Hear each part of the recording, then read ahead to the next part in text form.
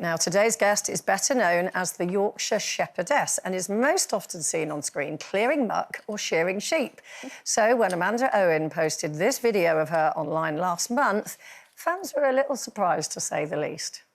One day, in the not-too-distant future, I will be far too old to ride a horse and far too old to wear a bikini and definitely far too old to ride a horse and wear a bikini. She looks fabulous. Here to tell us why she got in the saddle, please welcome Amanda Owen. I'm good. I love that Yorkshire accent. The Yorkshire accent. Are you all right? I was thinking as I was standing there, I don't think I've ever actually stayed still for as long as I was standing there. Usually I'm looking for things to You're looking at... Well, I was going to say, because let's talk about your book first, so... No, let's talk about the Here photo. we go. There's so much to talk about. Christmas Tales from the Farm. Yep. And obviously it's a book aimed at children. Now, you should know, you've got 9. I have got 9. I have got 9. I was writing little Post-it notes this morning at 4 a.m. Wow. It's nearly a football team. I know. What's the age range? Oh, don't put me on a spot like that. Youngest one's 8. The oldest one is 23. Did you plan to have 9? Plan? Yeah, or just... Oh, my God, no. No, there was never any family planning. There was never a plan at all, literally. Just find the right place, you know, find the right place. What are you talking about conception? Yeah, exactly, that as well. That's sort of... I mean, that's like crowd management, right? Well, over a big distance. So, you know what I mean? It's extensive child rearing. Did you hear what we were talking about earlier when Keira Knightley was saying she misses her... She sort of grieves for her pre-child life? Did you ever feel that? Well, I didn't have one. I went straight from basically school to field and amongst the sheep.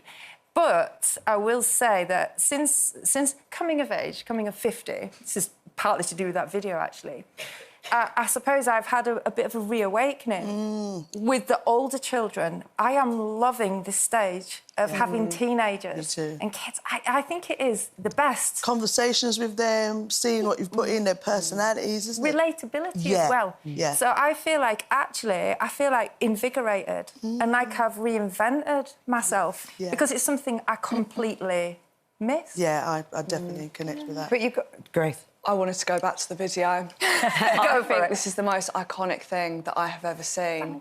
I want to learn how to ride a horse so I can ride one in a bikini. Wow, look at that. Well, honestly, I've got to say, really, the internet got off lightly because I could have gone full Lady Godiva if I'd have really wanted to. That's for the next video. That's for the next video. And you found a sunny day in Yorkshire, which you must have waited for ages to do that. Absolutely. Well, I mean, literally, it was just one of those moments. The sunlight was right. I was feeling... You know, you have those moments when you're feeling quite epic and strong.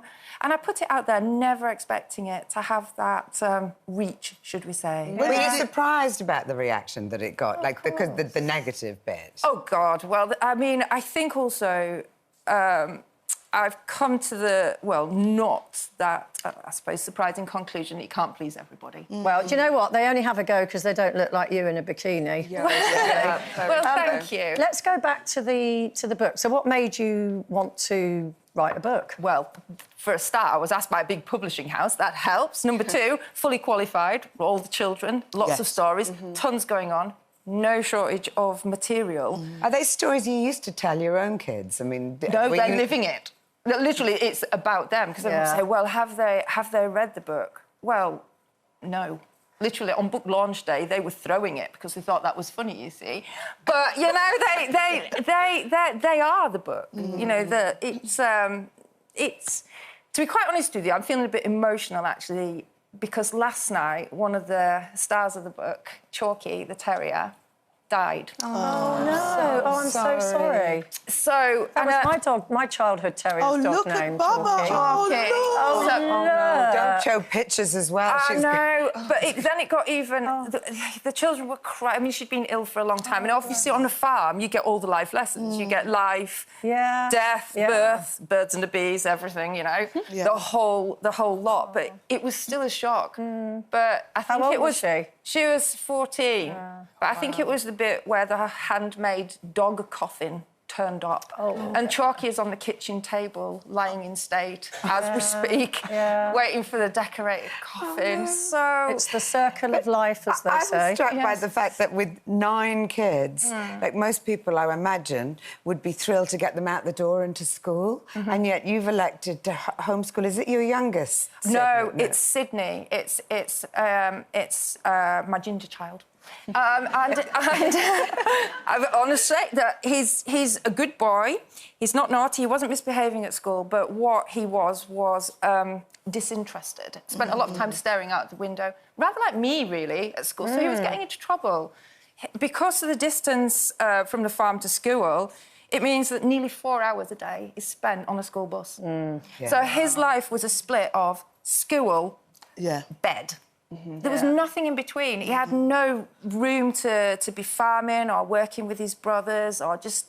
That was it. But it's good that you was able to, you know, sometimes in those moments you really worry as a parent if you're making the right choice, but each child is different, you know, and that's the key. And also, obviously, you still got your relationship with your ex-husband. Yes. Right? How is that? How managing with the children? How is that? Yeah. How long have you been separated now? 3 years, is it? It'll be about that. So that's long enough to...